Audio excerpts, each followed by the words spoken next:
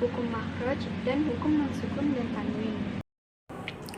Bismillahirrahmanirrahim. Perkenalkan, nama saya Zulfikar Sultan Aufa. Saya Titania Isnianin Aziza. Perkenalkan, nama saya Taskia Nafisa. Perkenalkan, nama saya Abdillah Rafif.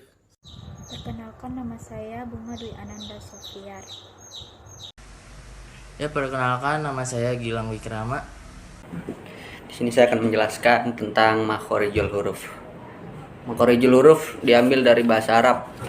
Khoroja yakhruju, khorjan wa makhrojan fa huwa khorijun wa dzaka makhrujun. Ukhruj la takhruj makhrojun makhrojun makhrojun. Nah, dari makhrojun ini, makhrojun artinya tempat keluar. Kalau makhorijul huruf berarti tempat-tempat keluar huruf. Ya. Untuk pembagian makhorijul huruf sendiri ada 5 tempat ya. Yang pertama ada asyafatain. Asyafatain itu berarti dua bibir. Terus yang kedua ada halak tenggorokan. Terus yang ketiga ada lisan berarti lidah. Terus yang keempat ada al-jauf yang berarti rongga mulut artinya ya. Terus yang kelima ada al-khoisum ini pangkal hidung. Terus termasuk dari yang pertama asyafatain itu kedua bibir ya. Huruf yang keluar dari bagian ini tuh ada 4 huruf.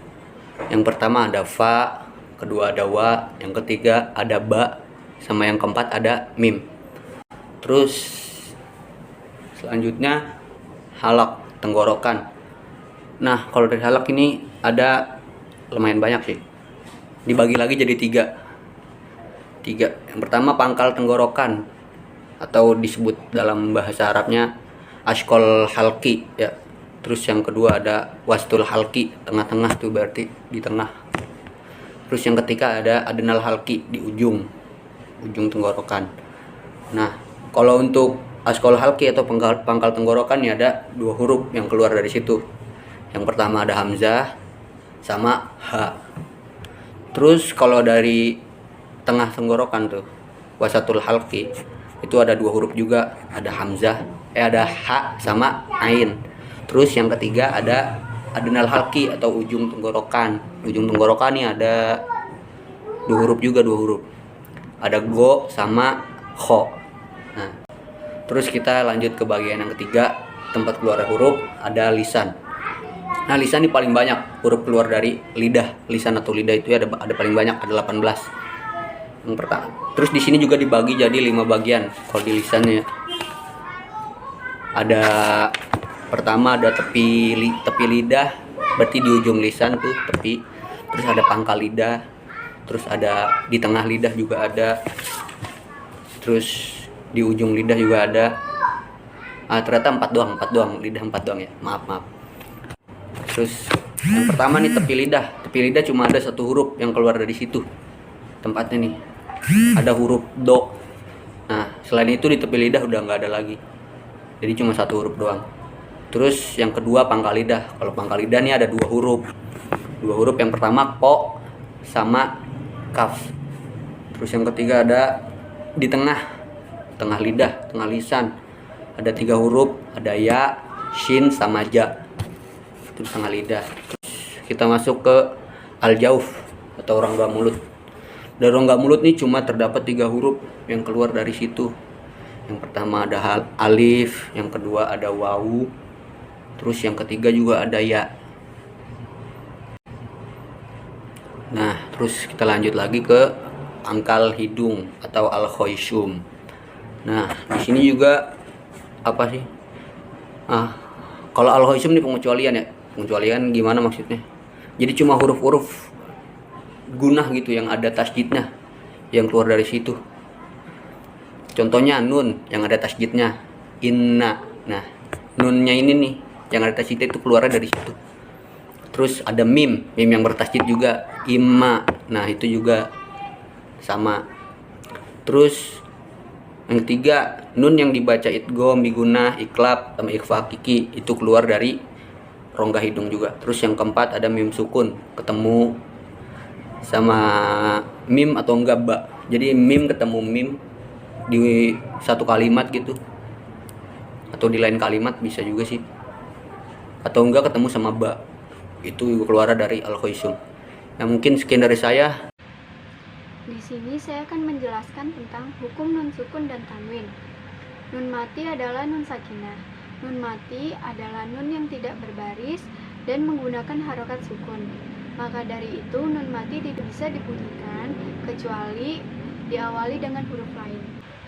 Tanwin adalah nun mati yang bertempat di akhir isim atau kata benda yang terlihat apabila diwasolkan dan hilang ketika diwakofkan. Hukum nun mati dan tanwin dibagi menjadi 5, yaitu idhar halki, ikhfa hakiki, iklab, idgham biguna, dan idgham bilaguna. Yang pertama adalah izhar halki. Menurut bahasa, izhar halki yaitu dibagi menjadi 2. Yang pertama adalah izhar. Izhar berarti menampakkan dengan jelas, sedangkan halki adalah tenggorokan. Maka dari itu bisa kita lihat bahwa huruf-huruf izhar halki adalah huruf-huruf yang keluar dari makhrajul huruf yang berasal dari tenggorokan. Sedangkan menurut istilah, izhar halki yaitu nun mati atau tanwin yang bertemu dengan salah satu huruf tersebut. Huruf halki ada 6, yaitu alif ha, ain ha, ghain ha. Contoh-contoh dari izhar halki yaitu nun mati bertemu dengan alif yang terdapat di surat Al-Lail ayat 5. Fa'amma man a'ta wattaqa. Yang kedua yaitu ada di surat Al-Ghasyiyah ayat 4. Tasla naron hamiyah, yaitu tanwin bertemu dengan ha. Dan contoh izhar halki yang ketiga yaitu kasroh tain bertemu dengan huruf ain, terdapat di surat At-Takasur ayat 8. Summa latus alunna yawma izin anin na'im. Sesuai namanya yaitu izhar, maka izhar halki dibaca dengan jelas, tanpa samar, tanpa mendengung, dan tanpa menukar huruf lain. Di sini saya akan menjelaskan tentang ikhfa hakiki.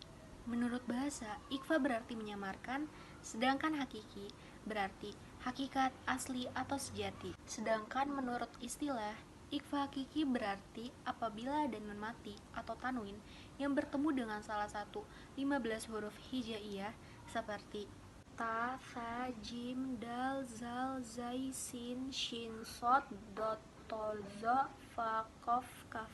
Di sini saya akan memberikan contoh suratnya dari surat An-Nas ayat 4.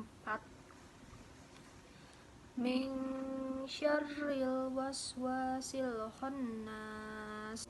Contoh yang ketiga dari surat Al-Baqarah ayat 3.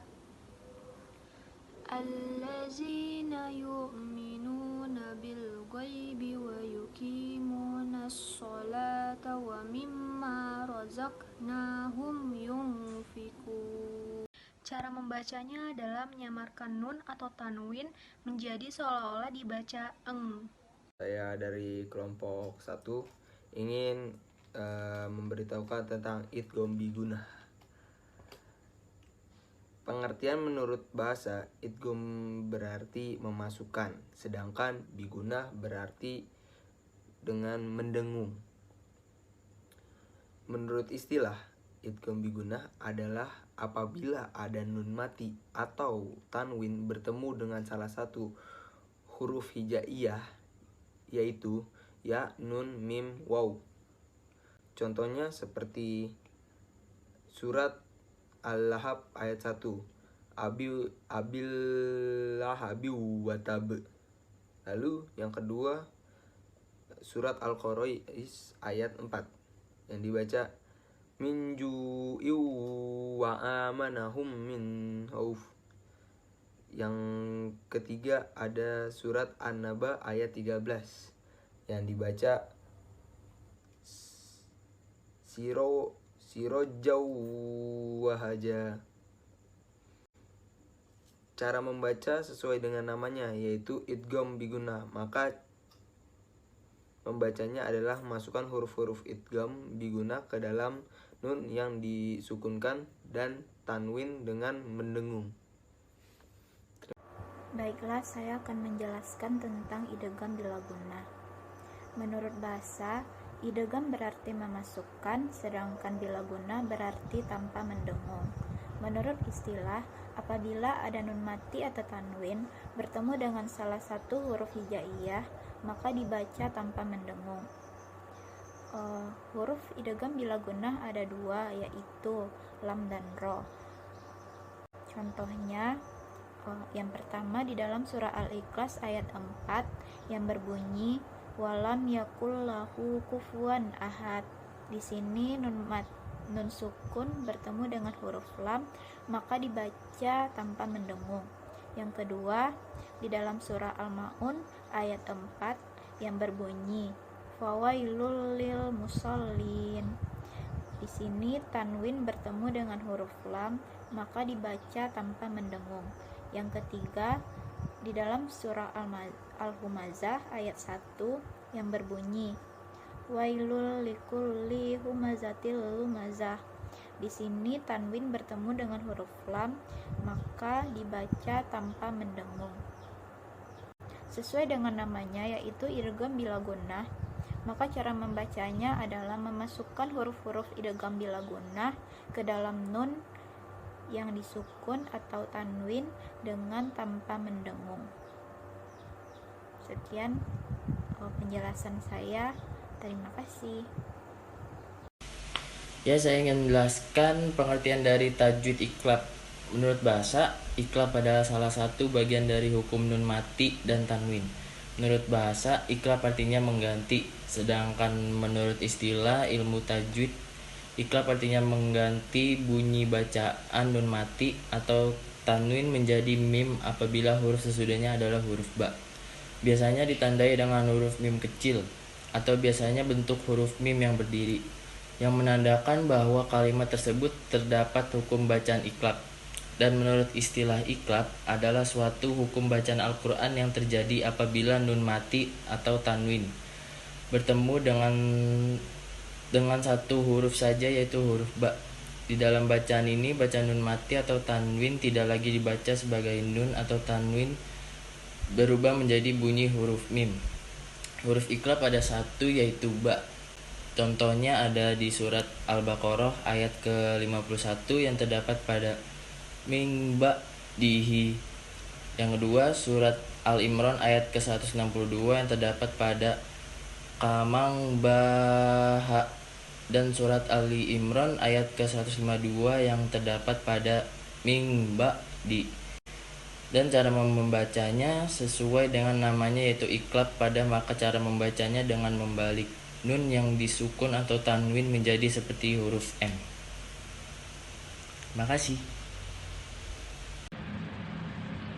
Sekian penjelasan dari kelompok kami. Wassalamualaikum warahmatullahi wabarakatuh.